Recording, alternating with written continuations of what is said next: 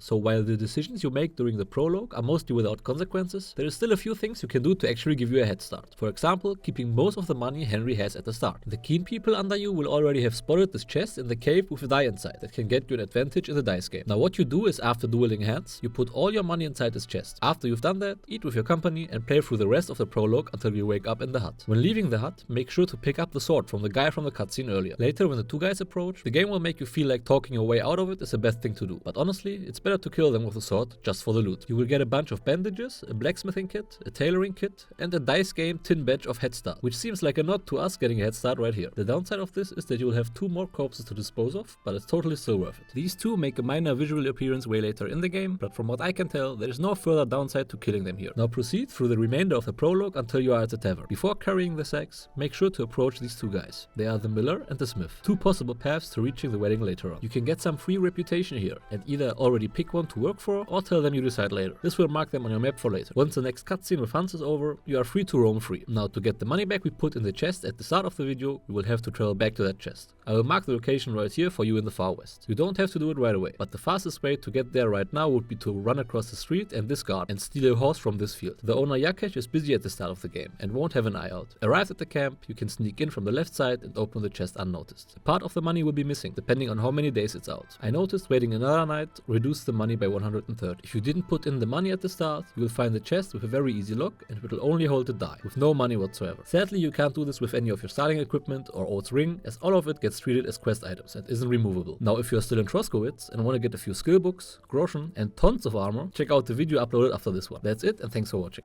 And for more straight to the point guides, make sure to subscribe to the channel.